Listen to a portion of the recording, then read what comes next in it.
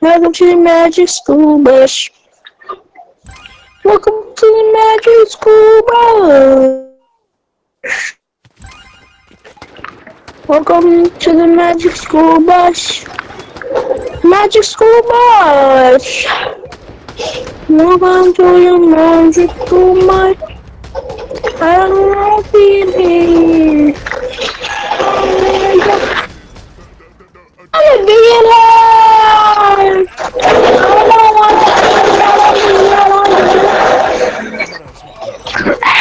Send it back in there, then it's the pretty good all down. What a game that was indeed. 10 eliminations. Let me read this one. Massive. Katana play at the end to get to the high ground, finish it in style, make it there. Minnie, that was an unbelievable goal. We were just jumping out of our seats here in the studio. We absolutely as well. When we're talking about Loki, not necessarily having the best time, maybe in general not having the best time in duos, but it popped off. And not only that, but even though Clement, he's obviously got the spotlight Yeah. commanded with the kinetic play at the end, but he's still producing Why? the pace he had. Break it. I think by that end, You broke one of yours. No, I'm about to get in the fight with somebody. more than enough to buy Floki some time to just try and kill Oh, him. I'm about to get in a fight with somebody. I don't know how you can freaking build. Chapters ago, and it almost felt like that as well when Arthur actually took out one of Patrick's teammate, of course, Tim's. He took him out, and it was like he actually gave him a helping hand right there. He was like, "I'll take them out for you," and then it was just a 1v1 up on high ground. So many teams as well managed to get so many.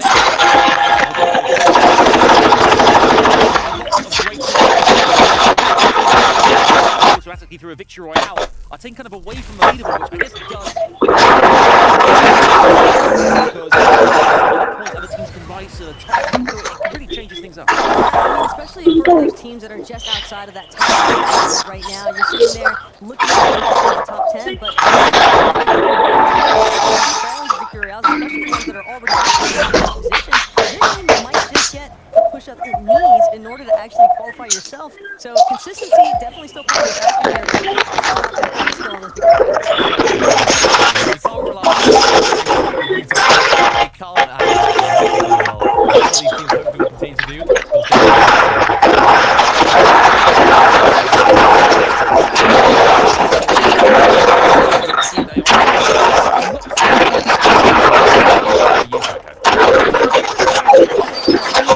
necessarily seeing Clement and Floki kind of jumping into that grand finals win position, but then again, you have to keep in mind that they definitely have a storied history. Clement in particular, I mean, dating all the way back to Chapter 2, Season 4, you can see that he's been relevant for a reason. Yeah, you can. I mean, even throughout this season, it hasn't quite been the best one. We can see on that graphic right there, they've been going out in round 1, week 1, round 1, week 2. Things are getting a little bit difficult. And then week 3, of course, they managed to make it to the finals. So for them to make it into grand finals now, it's a really great testament to their performance. Yeah, a massive going into the next weekend as well. It really kind of, elevates a duo as well, given that opportunity to do so. Other teams we must talk about as well here. You can see on the screen the standings as it is. Axe Force and Vortex is currently top of the leaderboard there. I saw when there was 50 players left in the lobby, already had, I think, 6 eliminations. So already off the, aggressive off the start, managing to do a lot of good things.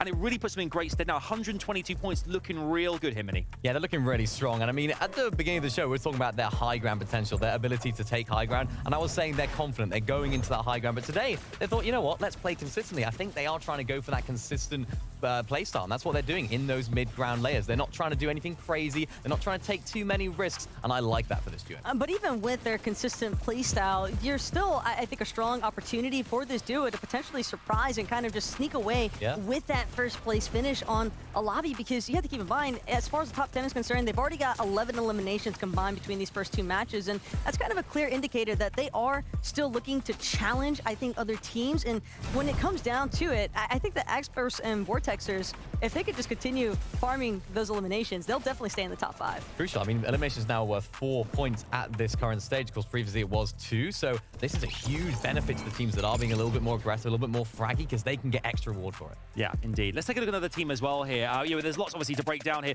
Putrick, let's take a look at that duo. I mean, again, you wanna see the best of our teams in this particular environment when it comes to surgery, and experience pays dividends. And meaning it's happening again here. We're seeing some really great stuff. Great Fortnite being played by this duo. Yeah, we we really are. And this was a team that did try and take high ground and dominate it throughout, which is what they did throughout most of that end game. They were on top. They were looking down the rest of the lobby. And at that point, you got to think, yeah, this is easy. They'll chill. They'll enjoy themselves. They'll be fine. But of course, Clement had other ideas. Yeah, Putrix seemed not necessarily completely caught off guard, but it was more so just the fact that he kind of understood he didn't necessarily have the heals to outright win a direct heal on. You could see here only really being able to capitalize off of those minis, and that's just not going to buy you enough time. So he knew the challenge was a necessary one, just a bit unfortunate from the direction that Clement chose to approach. Indeed. We actually saw, you know, inventory item-wise, we saw a flare gun being used there. I think one point in the game as well. Interesting. When it comes to your kind of inventory slots, how good is it to have a flare gun, you know, to mark the players around you, particularly around endgame? Well, that's the point. You don't actually have to have it in an inventory slot for the whole game. You can keep it stowed away in your reality augments, so you don't have to carry it around to the end game. Of course, as you do activate it, you do have to then take up an inventory slot, so a lot of teams will use that around that sort of 6th, 7th zone just to try and scout out or rotate. And we saw that a lot during that game. A lot of teams using that, shooting it up in the air, getting a little view of what's around and what obstacles they might have to overcome. But it's a really good item, and I'm liking the use of it. So. It makes it a lot easier for those more aggressive rotations as well. Or if you want to try and play towards the dead side and run along the edge of zone, makes it a little bit easier to not necessarily have to expend a lot of your builds and heals, because we've been seeing time and time again, teams are definitely running low on materials especially. Yeah, mats are really integral to this, of course. Of course, our building boxes, and of course, points are starting to stack up as well, and that is also absolutely pivotal. What is going to happen come game number 3? We're going to find out. It's over to Shio, 11-2K to bring us all the action. Let's go, boys. Halfway point, and so far it's been absolutely electric inside EU Surge Week. Game number 3 coming up, and I still don't know what to expect, because that was just pure domination. Yeah, the one thing I like about how these games have gone so far is I think we're starting to see some of the teams many would expect to be able to make it through to finals in and around that top 5 mark. Can they hold on in these last couple games? Yeah, it's been the same names that have been towards that top 5 over and over again in the games as well, just doing really well towards the end game, and Axe Force Protectors being at number 1, no surprise right now. Yeah, I think this is a team that many people expect to win a game at some point. If they can just do it through on consistency, there will be no complaints on their behalf. If anything, it'd be a better sign of their chances going into grand finals next week. Yeah, now no one's safe. If you're healing up top and Kinetic Blades are in play, Clement's shown us there's a very unique way to win the game as well. Surge Week on all aspects, amazing. So let's dive into the next one and see exactly what we have cooking. Another chance for someone to make it to grand finals. Yes, but who will it be? The pace of these games have sort of been very all over the place at times, right? We start the game off relatively fast at a couple of different POIs where there's these off-spawn battles. Things start to slow down as we head into 5th, 6th zone. The pace really picks up. You're seeing all the teams struggling for Surge, having to make up for it. But the teams that are doing well, the ones that are able to get their Surge early, that's always going to be the key, right? Dealing with that early gives you a bit of freedom to move around to better spots on the map come 4th zone. What do we have here? An off-spawn battle for Bevies and Pablo Wingu. And one where they outdrop, but will they actually win things outright? Took them 15 seconds last game to just get it absolutely over with. Pablo Wingo with a movement up inside these aisles. Is Salvi really getting all the food? Okay, that was what, 23 seconds? So not as fast as that second game, but even with that much damage and Pablo in the middle, food aisles, they're able to make it work. Look at this POV. Third down, he's still active with this low HP. It's just the positioning, the timing. Pablo is able to do so much damage to both. My word, the way Bevy swooped in there to save Pablo from the guy on the left with the combat was quite heroic, quite majestic. I hope somebody would do something for me in the same manner, right? It came down to it off spawn. Cosmo not going to be able to have that type of saving manner that you're expecting. He's not the same in that first or second game. Pixel and Seahorse. And he's sticking the res. Okay. Interesting decision, but it's Cosmo who well-deservingly gets to have a little emote and a fight when him and Jay get to see another game. And they're one of the duos that we were talking about that was looking really good so far on the day in terms of being consistently in these end games, being towards that top 5. They have to thrive again. Yeah, they're doing well. I don't know if I would have stuck the res there, but it was certainly a decision. Not one that paid off, unfortunately for them. They have to go through and try again next game. Drew and Raisin, though, in the midst of a fight, and one that they'll be very familiar with. These two teams have fought a bunch in these past 2 games. I'm liking how their fights are getting just a little bit more, yeah, absolutely solidified. There's a lot of what if between these two duos. Do you want to rotate? Are we just getting tags here? What's going on? But yeah, locked down to a house now, not just rotating, not making a big base. It's gonna go down to a one-on-one, but the story for these two duos, at least they're being able to develop their relationship. Question will be, will both teams come out on top of this situation fine? Of course, Vicky actually has the opportunity to revive. Don't know. Not gonna do anything to really stop it. I doubt it. Yeah, be able to pick him up. Drew on the other hand has to actually reboot him. Yeah, with no mats and stuff to keep it going somehow. Drew's seen the heat-seeking eye of someone that looks to be 300 meters away. All good. Stay inside where it's safe. Heal up. Be able to just get rising up via reboots soon. Twisted Butrick, who in a different reality have their legs kicked up, water bottles in hand, vacation moded after winning the previous game, had it basically stolen, have to go for another one, but they played it so well last time. Let's see exactly how the game started for Hen and Paco. Looking a lot better. Classic Hen up in the business. I hope this goes well. Absolutely it does. Able to roam free on Mikey as well. More shots landed. Hen able to just pick up both. Huge for the team. Yeah, I think no matter where Hen stands in the eyes of his competitors and in the eyes of fans at home, one thing's for certain, he's always going to be a strong fighter. This guy is an absolute beast to deal with. Showcasing that there were some of those shotgun shots. Of course, the first one was a bit easy. The second one was a decent shot. Primo and Fakey, though, still having their fair share of problems here as Fakey's gone down. Need to find a game plan for what's going on in Surge. Right now, it's just, you know, struggles making it past the first fight. But once it is finished, what do you do next? Because from this position, from just having the single house, I mean, it might be a whole split. If you're getting stopped every single time, there's no way this is viable. It might just be better to completely contest a spot. We were talking about it on break. If there's someone just winning, maybe just go to that POI. Because, yeah, the free market's not looking too good. Meanwhile, Axe Force Vortexers, keep doing what you're doing. Because 3 more games, if you play how you are on average every game, you are going to the FNCS finals. I love how locked in Vortexers looks every time you tune into them.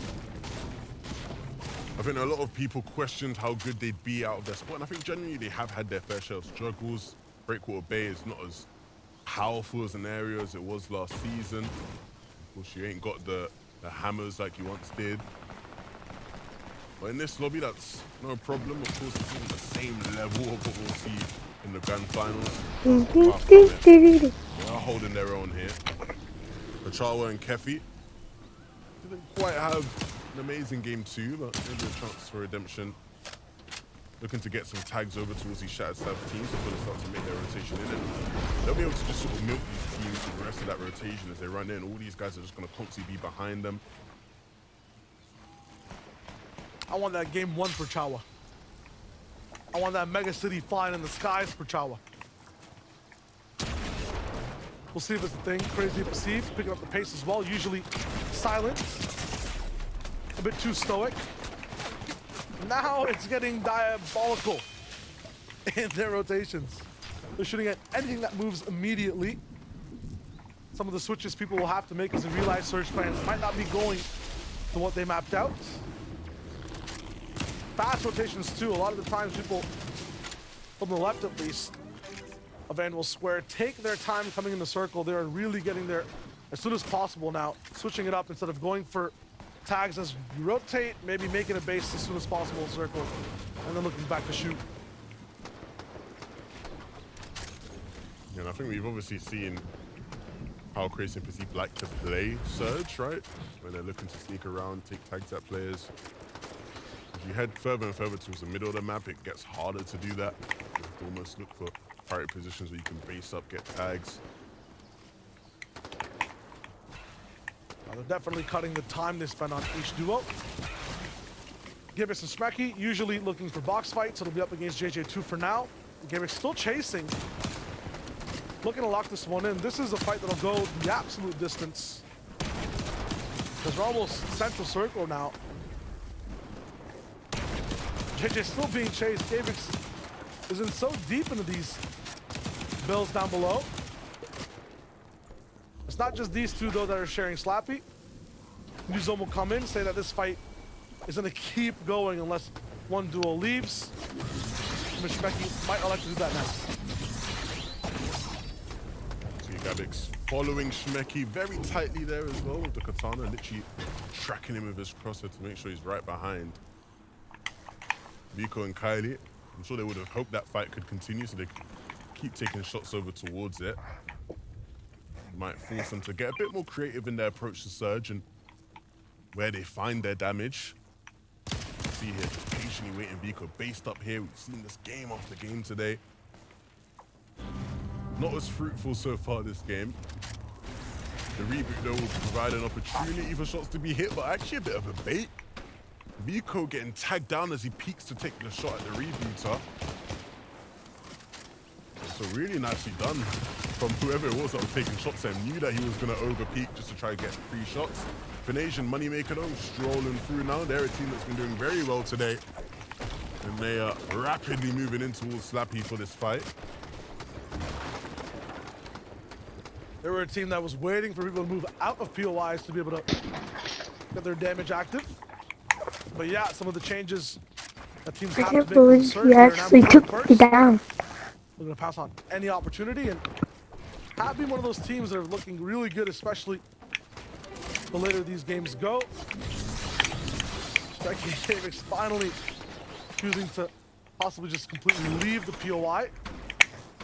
A mix of ODM and kinetic blades from this duo as we move away from Steamy Springs. Looks like everyone's just kind of getting their bearings on the map. Ju going down, the ball in the feet.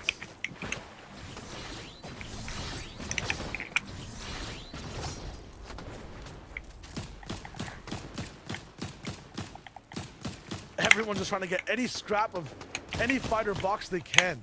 This game 3 seems to be a bit more desperate than the ones we've seen before. How Fremont and Baker are even getting mats at this point is a complete question to me, because it seems like they're running into every single duo in the middle of this map. And a bumper car that's kind of gone off the rails. Yeah, this is such an awkward spot to be in just because you sort of have a bunch of different teams in front of you, ahead of you, behind you. So you really have to find the right timers when you start to want to move in the zone. Probably you'd guess is going to keep pulling towards the east, so not easy to be done whatsoever. On the other hand, though, we do have Takata here with us to fill us in on Kefi and Pachara and what they've been up to. Thanks, Levin. Taking a look at this duo, they have a very consistent surge strategy. So what Kefi and Pachara do is they rotate towards shattered slabs where the vault is. And the reason they do this is because when the duo that has already opened the vault and originally gotten the loot from shattered slabs leaves, there's always a lot of duos that go and get the leftovers by that vault. So Pachara and Kefi capitalize on this and secure those extra tags. That's nice. Have that damage. Slab those slabs. That's what we like to see. Rickball and Tradaj in some trouble. Rickball ran out of mats there. Nah, at that point, there's not really much you can do, right? In a fight like this, in a lobby like this, run out of materials, it's practically done. They couldn't even build to block himself in that shot tripping down there. And firing. Clown and Grove. Sitting, chilling in Mega City. And the good thing about where they're positioned is that that whole southeast side of the map, they have control over. They can see everything that they need to there. There isn't really anybody there. And so if Zone does pull that way, they'll have access to it for free. But they also do have line of sight on some other teams in this Mega City area that they can deal damage to, take fights with, and maybe looking to take a fight right now with that team beneath them. Depending on whether or not they make a play for them, Clown and Grows just grouping together as they are aware Shrek and Happy are right there. He didn't even shoot me. Dexy, Hedra. Gonna be one of the only duels you see that's kind of still outside the circle on the map. What is their game plan for now? As everyone's kind of turned like gargoyles on a building, looking at the outside in. There's nowhere they can really move for free. Having bushes, but there's no one to see. Hedra and Dexy, it's tough in this position. Yeah, the teams that are holding him in, I'm not sure who it is, we can't see, right? But this is such a tough choke point to try force your way through. They're gonna have to expend practically all their materials to actually be able to get into zone.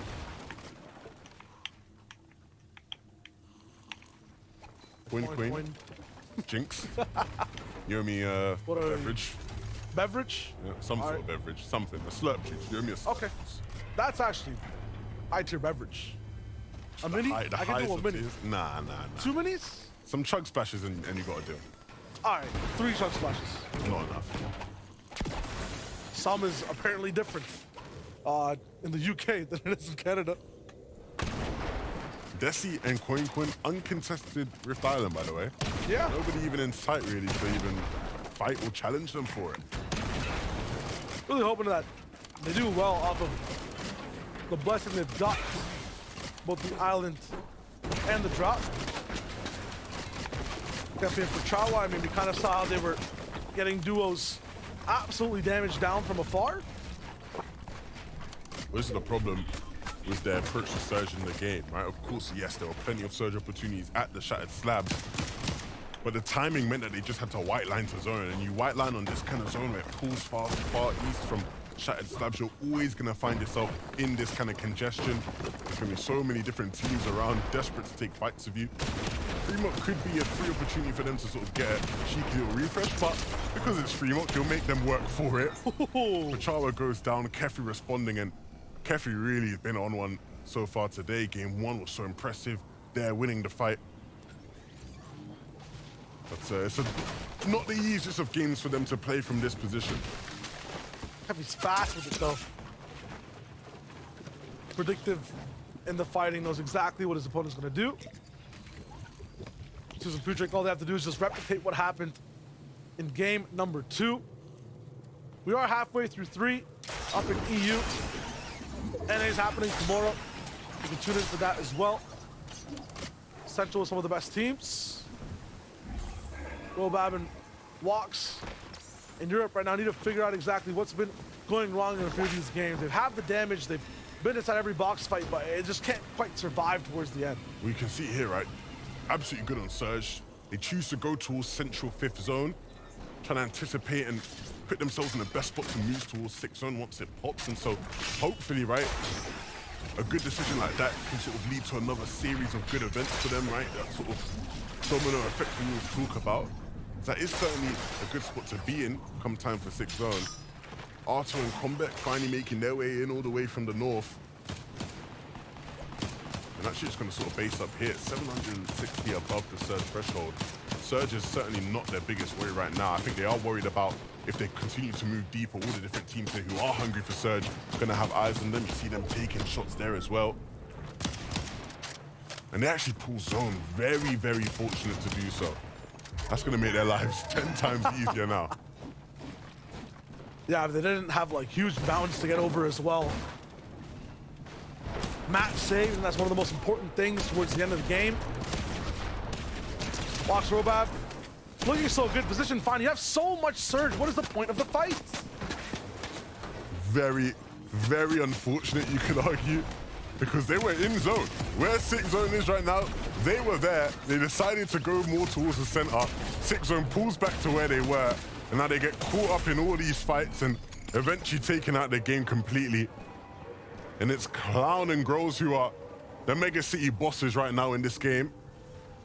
I wonder who the real Mega City bosses are, the ones with the mythic shotguns, but for now, these guys are the ones getting their limbs onto Watts and Roban.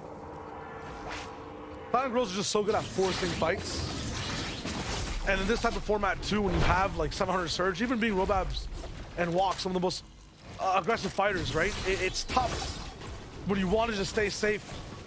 You end up playing so defensively, never going for any type of clapback option, any type of edit play as people are approaching your box. It's tough to be in that pressure seat. I like this rotation from them, right? Using that mountain, staying as tight to it as possible. Nobody on the right side really going to see them. The teams on the left side, they found a good timing to move as a lot of those other teams are starting to move in as well. Finally getting caught here, but just as they get into zone, so not too big of a deal. Elvis caught up though, so it'll cost him a little bit of healing. The next move will have to be the question for that team. Kylie and Vico interrupted once again. And their inventories aren't looking too stocked up at this moment. Some splashes, maybe some slurps already used from Kylie. Gotta see what Vico's rocking as well. User all by himself as Rayad's down. Yes, it's a tough spot to be in, but he does have a free path to the zone. Kinetic blades as well. And so you've got to think he could potentially make something out of this game. Max materials, we've definitely seen players do it.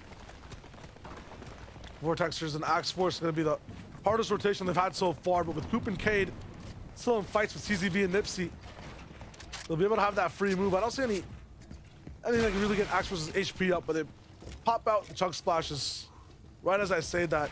Have the blaze, they gotta go. No, they have free access to dead side. Nobody in this racetrack area.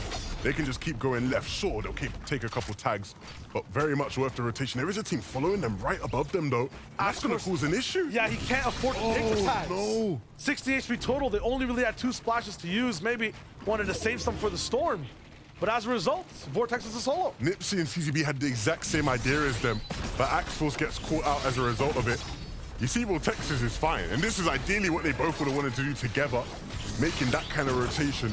But Axe Force caught out, and it leaves Texas another game where one of the players in this duo has to play as a solo, Hen playing as a solo, and again, running into zone.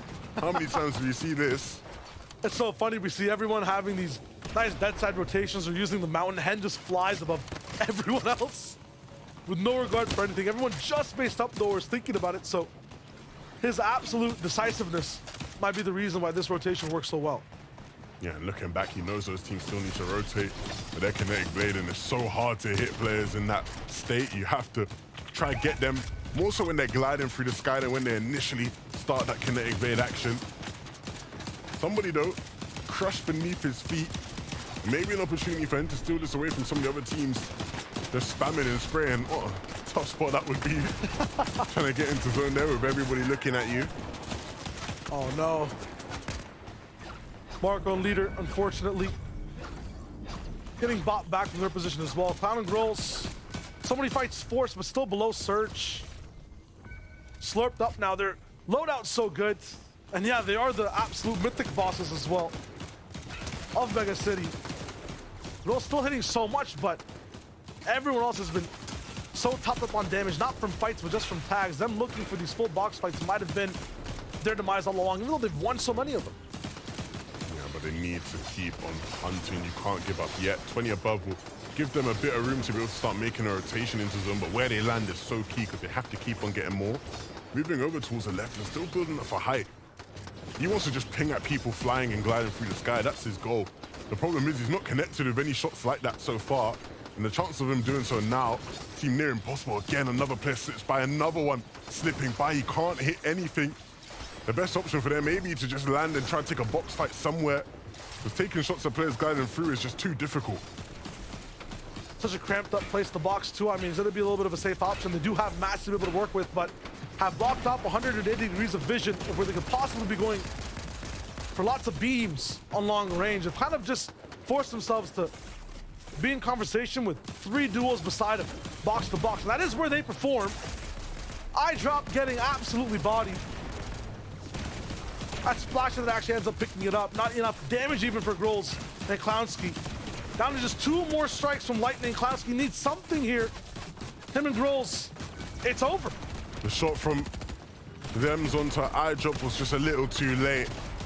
Their attempt for getting Surge just wasn't successful, and it's not going to be successful for anybody else in the lobby either. You've got to start getting creative, sort of start thinking about different ways to get your damage, especially this deep into the game here in the ninth zone. Splashy has a move to make, and going to use that kinetic blade to make it.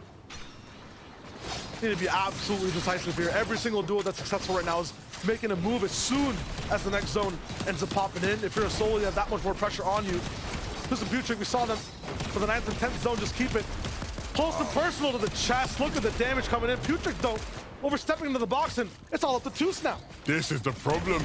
At this stage in the game, first move in zone, players going for refreshes like this. You end up getting caught in an endless cycle of just teams walking into boxes like that. And so now, an endgame as a solo for Toos. Bevies in a similar predicament. All they can do is really just go all the way ahead. Let the slurps do the talking, be minimal on the builds.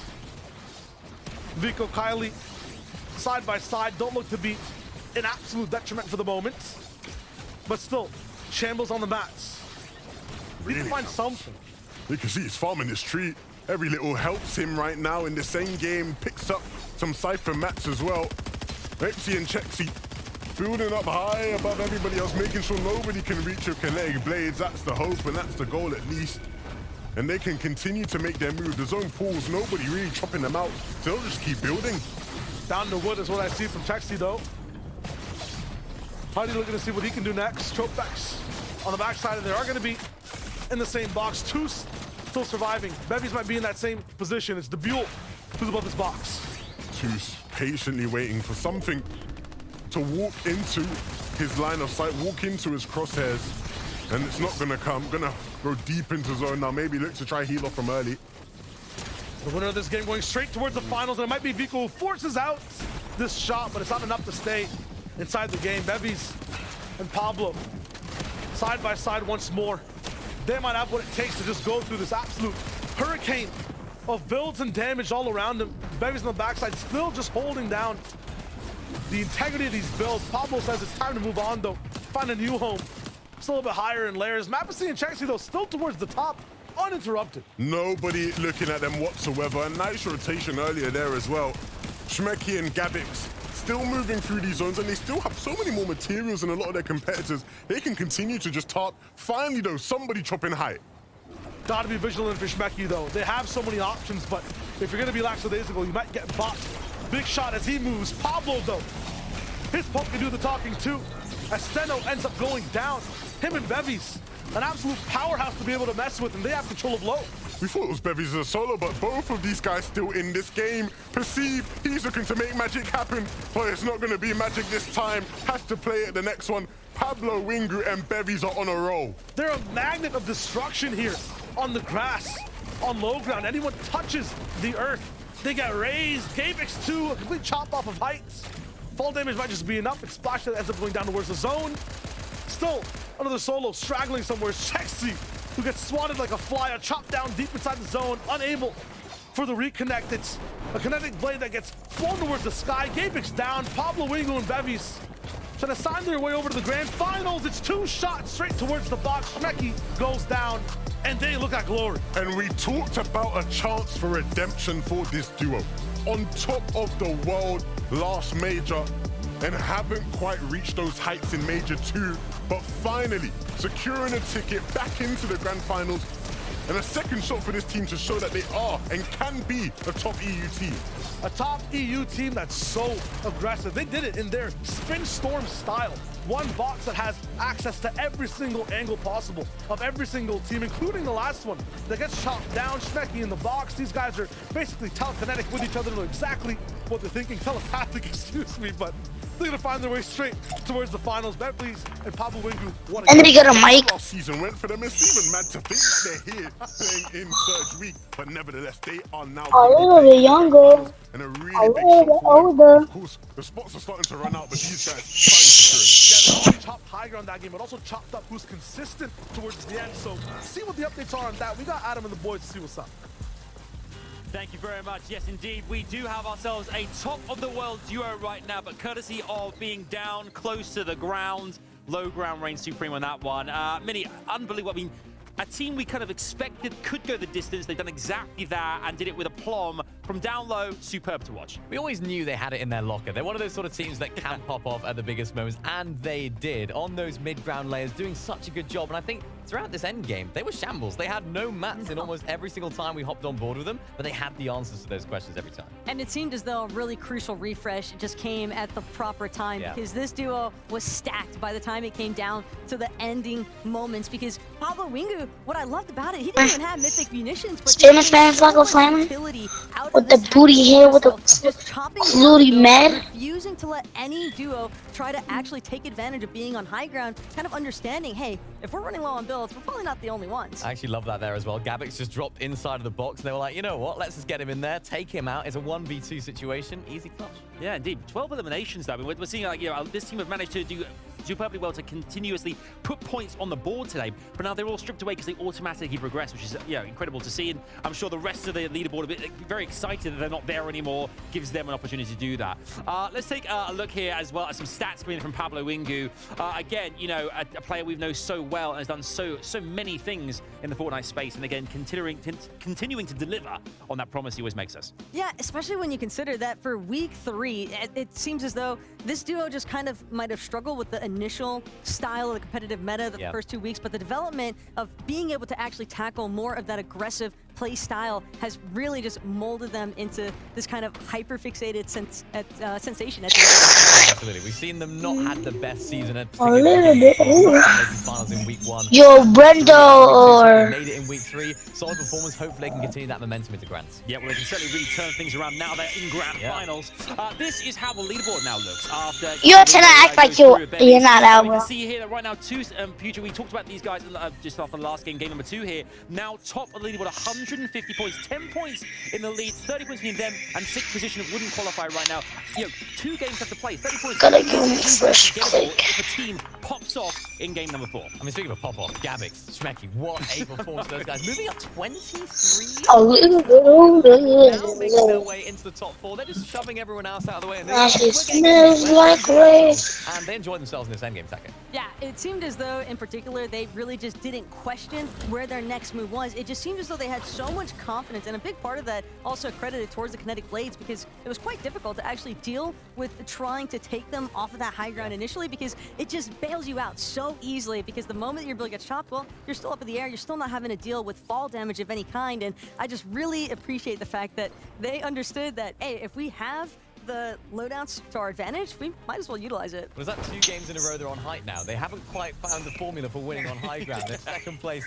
Yeah, Hey, what's up, dude? on consistency, that is what matters as well. So if they can continue in game 4 and 5, it should be okay. Yeah, I think consistency as well, regardless of points, is getting into that in-game in the first place. This is other teams are really falling to the wayside. They can't make an opportunity to qualify. Then it's wraps for you. But I think coming into this next kind of game number 4 here, Taka, what are teams preparing now with the penultimate game? What is the strat going into this last kind of couple of games? Well, I'd actually say these last 2 matches might actually be the most problematic, even for some of our teams that are looking to play off consistency, because you have to think about the teams that aren't in that conversation, teams that are just so far down in points, where Victor Royale is basically, you know, every